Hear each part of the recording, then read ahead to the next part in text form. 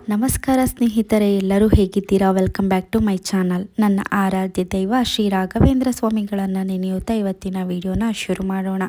ಇವತ್ತಿನ ವಿಡಿಯೋದಲ್ಲಿ ನೀವು ಕೇಳಿದಂಥ ಪ್ರಶ್ನೆಗೆ ನಾನು ಖಂಡಿತವಾಗಿಯೂ ಉತ್ತರನ ಕೊಡ್ತಾ ಹಾಗೆ ಮತ್ತೊಂದು ವ್ರತದ ಬಗ್ಗೆ ನಾನು ನಿಮಗೆ ತಿಳಿಸ್ಕೊಡ್ತೀನಿ. 7 ಗುರುವಾರ ವ್ರತದ ಬಗ್ಗೆ ಹಿಂದಿನ ವಿಡಿಯೋದಲ್ಲೇ ಹೇಳಿದ್ದೆ. ಹಾಗೆ ಅದು ಹೇಗೆ ವ್ರತವನ್ನು ಆಚರಣೆ ಮಾಡೋದು ಅನ್ನೋದು ಕೂಡ ನಾನು ನಿಮಗೆ ಮಾಡಿ ತೋರಿಸಿದ್ದೆ ಅಲ್ವಾ ವಿಡಿಯೋ ಮೂಲಕ. ಹಾಗೆ 7 ಗುರುವಾರ ವ್ರತವನ್ನು ಬಿಟ್ಟು ಬೇರೆ ಒಂದು ವ್ರತದ ಬಗ್ಗೆ ಹೇಳಿ ಮೇಡಮ್ ಅಂತ ಕೂಡ ಕಾಮೆಂಟ್ ಮಾಡಿದ್ರಿ. ಈ ಒಂದು ವಿಡಿಯೋದಲ್ಲಿ ನಾನು ಯಾವ ವ್ರತದ ಬಗ್ಗೆ ಹೇಳ್ತಾ ಇದ್ದೀನಿ ಅಂದರೆ 48 ದಿನದ ವ್ರತದ ಬಗ್ಗೆ ನಾನು ನಿಮಗೆ ಖಂಡಿತ ತಿಳಿಸ್ಕೊಡ್ತಾ ಇದ್ದೀನಿ, ಹೇಗೆ ಆಚರಣೆ ಮಾಡೋದು ಅಂತ. 7 ಗುರುವಾರ ಹೇಗೆ ವ್ರತವನ್ನು ಮಾಡ್ತೀರೋ ಅದೇ ರೀತಿ ಪ್ರತಿದಿನ ಮಾಡಬೇಕಾಗುತ್ತೆ. ಅಂದರೆ ಗುರುವಾರನೇ ಶುರು ಮಾಡ್ಕೊಳ್ಬೇಕಾಗುತ್ತೆ. ನೀವು ಮನಸ್ಸಲ್ಲಿ ನೀವು ಒಂದು ದೃಢವಾದ ನಂಬಿಕೆ ಇಡಬೇಕು ರಾಯರ ಮೇಲೆ. ಯಾವುದೇ ಕಾರಣಕ್ಕೂ ನಮ್ಮ ಕಷ್ಟ ಕಾಲದಲ್ಲಿ ರಾಯರು ಕೈ ಹಿಡಿತಾರೆ ಅನ್ನೋ ಒಂದು ದೃಢವಾದ ನಂಬಿಕೆ ಇರಬೇಕು. ಇಷ್ಟೆಲ್ಲ ವ್ರತವನ್ನು ಮಾಡಿದ್ವಿ, 7 ಗುರುವಾರ ವ್ರತವನ್ನು ಮಾಡಿದ್ವಿ, ಹಾಗೆ 9 ದಿನ ಮುಡುಪು ಕಟ್ಟೋದನ್ನು ಕೂಡ ಮಾಡಿದ್ವಿ, ಏನು ಫಲ ಸಿಕ್ಕಿಲ್ಲ ಅಂತ ರಾಯರನ್ನು ಕೆಲವೊಂದು ಸರಿ 2 ಮನಸ್ಸಿಂದ ನಂಬೋದು, ನಮ್ಮದೇ ಇರೋದು ಈ ರೀತಿ ಖಂಡಿತವಾಗಿಯೂ ಮಾಡೋದಕ್ಕೆ ಹೋಗಬೇಡಿ ಸ್ನೇಹಿತರೆ. ಒಂದೇ ಮನಸ್ಸಿಟ್ಟು ರಾಯರನ್ನು ನಂಬಿ ಖಂಡಿತವಾಗಿಯೂ ಶೀಘ್ರ ಫಲ ನೀಡ್ತಾರೆ. ಯಾಕಂದರೆ ತಡವಾದರೂ ರಾಯರು ಉತ್ತಮವಾದ ಫಲವನ್ನು ಅನುಗ್ರಹ ಮಾಡ್ತಾರೆ ಅಂತಲೇ ಹೇಳ್ಬೋದು. ರಾಯರು ಪರೀಕ್ಷೆ ಮಾಡ್ತಿರ್ತಾರೆ, ಇವರು ನನ್ನನ್ನು ಅಚಲವಾಗಿ ನಂಬಿದ್ದಾರಾ ಇಲ್ವಾ ಅಂತ. ಹಾಗಾಗಿ ನೀವು ಒಂದು ಕಡೆ ರಾಯರನ್ನು ನಂಬಿ ವ್ರತ ಮಾಡೋದು, ಇನ್ನೊಂದು ಕಡೆ ನಿಮಗೆ ಅದು ಅನುಗ್ರಹ ಸಿಕ್ಕಿಲ್ಲ ಅಂದರೆ ಮತ್ತೊಂದು ನಂಬಿಕೆಯನ್ನು ಕಳ್ಕೊಳ್ಳೋ ರೀತಿ ಮಾಡೋದು, ಈ ರೀತಿ ಎಲ್ಲ ಮಾಡೋದಕ್ಕೆ ಹೋಗಬೇಡಿ. ಒಂದು ಸರಿ ರಾಯರನ್ನು ನಂಬಿ ವ್ರತವನ್ನು ಮಾಡ್ತಿದ್ದೀರಾ ಅಂದರೆ ದೃಢವಾಗಿ ಒಂದೊಳ್ಳೆ ಮನಸ್ಸಿನಿಂದ ರಾಯರನ್ನು ನಂಬಿ ಈ ಪೂಜೆಗಳನ್ನು ಮಾಡಿ ಖಂಡಿತವಾಗಿಯೂ ನಿಮಗೆ ಉತ್ತಮವಾದ ಫಲ ನೀಡ್ತಾರೆ ರಾಯರು. ಆದಷ್ಟು ಬೇಗ ಅನುಗ್ರಹ ಮಾಡ್ತಾರೆ ಅಂತಲೇ ಹೇಳ್ಬೋದು. ತಡವಾದರೂ ನಿಮಗೆ ಜೀವನದಲ್ಲಿ ಏನು ಬೇಕು ಏನು ಕೊಡಬಾರ್ದು ಅನ್ನೋದು ರಾಯರಿಗೆ ಖಂಡಿತವಾಗಿಯೂ ಗೊತ್ತಿರುತ್ತೆ. ಹಾಗಾಗಿ ರಾಯರು ನಿಮ್ಮ ಜೀವನದಲ್ಲಿ ಏನೆಲ್ಲ ಬೇಕು, ನೀವೇನೆಲ್ಲ ಸಂಕಲ್ಪ ಮಾಡಿಕೊಂಡು ಈ ಒಂದು ಪೂಜೆ ಪುರಸ್ಕಾರಗಳನ್ನ ಮಾಡ್ತಿರ್ತೀರಾ ಅದಕ್ಕೆ ತಕ್ಕ ಫಲವನ್ನು ಕೊಟ್ಟೇ ಕೊಡ್ತಾರೆ. ಆದರೆ ಒಂದೊಳ್ಳೆ ಮನಸ್ಸಿನಿಂದ ರಾಯರನ್ನು ನಂಬಿ ಈ ಒಂದು ವ್ರತಗಳನ್ನು ಮಾಡಬೇಕಾಗುತ್ತೆ ಸ್ನೇಹಿತರೆ. ಹಾಗೆ 48 ದಿನ ವ್ರತ ಮಾಡುವಾಗ ಗುರುವಾರ ಶುರು ಮಾಡಬೇಕು. ಗುರುವಾರ ಬೆಳಗ್ಗಿನ ಜಾವ ಸೂರ್ಯ ಉದಯ ಆಗುವ ಮೊದಲೇ ನೀವು ಈ ಒಂದು ವ್ರತವನ್ನು ಮಾಡಿದರೆ ಉತ್ತಮವಾದ ಫಲ, ಆದಷ್ಟು ಬೇಗ ಶೀಘ್ರ ಫಲ ಅಂತ ಏನು ಹೇಳ್ತೀವಿ ಅದನ್ನು ರಾಯರು ಅನುಗ್ರಹ ಮಾಡ್ತಾರೆ ಅಂತಲೇ ಹೇಳ್ಬೋದು.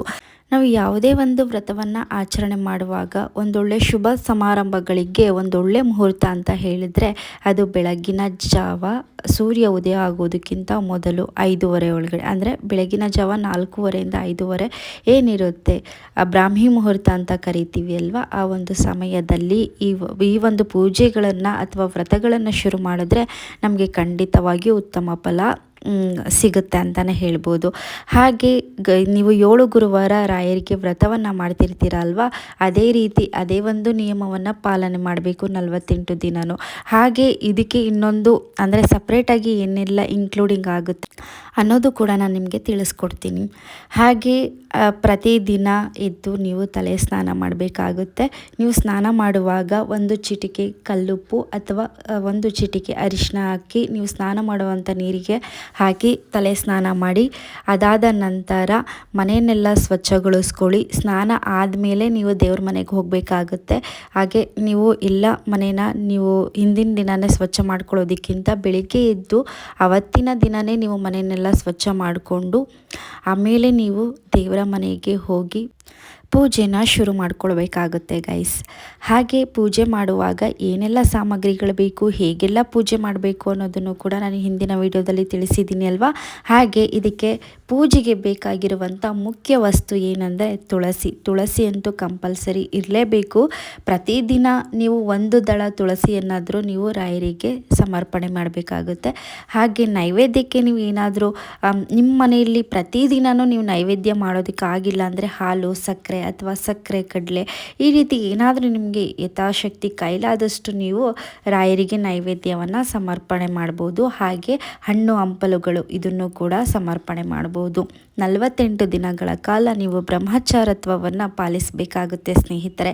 ನೀವು ನೆಲದ ಮೇಲೆ ಅಂದರೆ ನೀವು ಏನು ಒಂದು 48 ದಿನ ರಾಯರಿಗೆ ವ್ರತವನ್ನು ಮಾಡ್ತಿರ್ತೀರಲ್ವ, ಹಾಗೆ ಸಪ್ರೇಟಾಗಿ ನೀವು ಹಾಲಲ್ಲೇ ವ್ರತವನ್ನು ಮಾಡೋದಿದ್ರೆ ನೀವು ಮಾಡುವಂಥ ವ್ರತ ಏನಿರುತ್ತೆ ಆ ಒಂದು ಜಾಗವನ್ನು ಶುದ್ಧಗೊಳಿಸ್ಕೊಂಡಿರ್ತೀರ.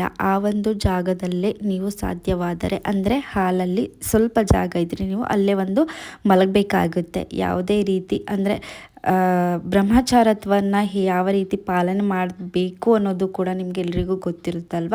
ಆ ಒಂದು ನಿಯಮವನ್ನು ಪಾಲಿಸಬೇಕಾಗುತ್ತೆ ಈ ಒಂದು ವ್ರತಗಳನ್ನು ಮಾಡುವಾಗ.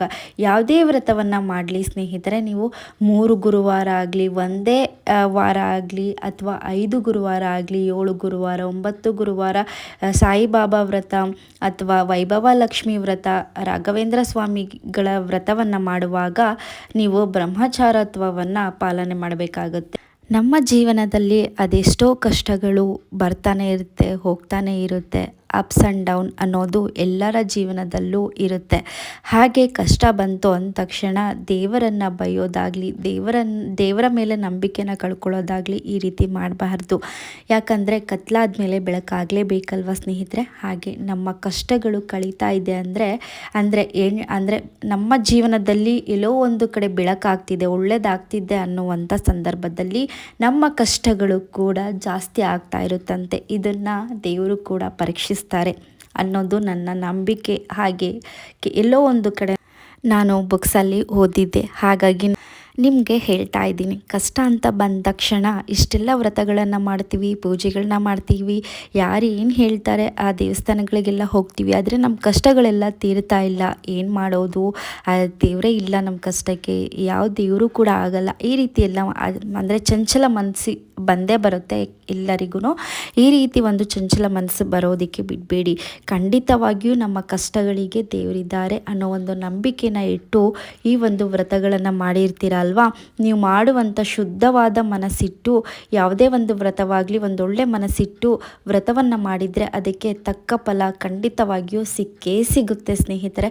ಅದು ಎಲ್ಲೂ ಹೋಗಲ್ಲ. ನೀವು ಮಾಡಿರುವಂಥ ಪೂಜೆ ಆಗಲಿ, ಮಾಡಿರುವಂಥ ದಾನ ಧರ್ಮ ಆಗಲಿ, ನೀವು ಮಾಡಿರುವಂಥ ಒಳ್ಳೆ ಕೆಲಸಗಳಾಗಲಿ, ನೀವು ಮಾಡಿರುವಂಥ ಎಲ್ಲೋ ಒಂದು ಕಡೆ ಒಂದು ಒಳ್ಳೆ ಕೆಲಸಕ್ಕೂ ಕೂಡ ತಕ್ಕ ಪ್ರತಿಫಲ ಇದ್ದೇ ಇರುತ್ತೆ. ಅದು ಒಳ್ಳೆ ದಿನ ಬರುತ್ತೆ ಅನ್ನೋದಕ್ಕೆ ನಾವು ತುಂಬ ತಾಳ್ಮೆಯಿಂದ ಕಾಯಬೇಕಾಗುತ್ತೆ. ತುಂಬ ಜನರು ಕಮೆಂಟ್ ಮಾಡ್ತಿರ್ತೀರ ಅಲ್ವಾ, ಎಲ್ರಿಗೂ ಕಷ್ಟ ಇದ್ದೇ ಇರುತ್ತೆ. ಆ ಕಷ್ಟಕ್ಕೆ ಅಂದರೆ ನಿಮ್ಮ ಜೀವನದಲ್ಲಿ ಕತ್ತಲಾದಮೇಲೆ ಬೆಳಕು ಬರಲೇಬೇಕಲ್ವ. ಆ ಕಷ್ಟ ಕಳೆದ ನಂತರ ಸುಖದ ಜೀವನ ನಿಮಗೆ ಗೊತ್ತಾಗಬೇಕಂದ್ರೆ ಕಷ್ಟದ ದಿನಗಳ ಅನುಭವ ನಿಮಗೆ ಆಗಬೇಕು. ಆವಾಗಲೇ ಸುಖದ ಜೀವನವನ್ನು ಕೂಡ ನೀವು ಅನುಭವಿಸೋದಕ್ಕೆ ಮಾತ್ರ ಸಾಧ್ಯ ಆಗುತ್ತೆ. 48 ದಿನದ ವ್ರತ ಹೇಗೆ ಆಚರಣೆ ಮಾಡೋದು ಅನ್ನೋದು ಕೂಡ ನಾನು ನಿಮಗೆ ಈ ಒಂದು ವಿಡಿಯೋದಲ್ಲಿ ತಿಳಿಸ್ಕೊಟ್ಟಿದ್ದೀನಿ. ನಾನು ಮತ್ತೆ ಸಿಗ್ತೀನಿ ಹೊಸ ಮಾಹಿತಿ ಜೊತೆಗೆ. ಧನ್ಯವಾದಗಳು ಸ್ನೇಹಿತರೆ.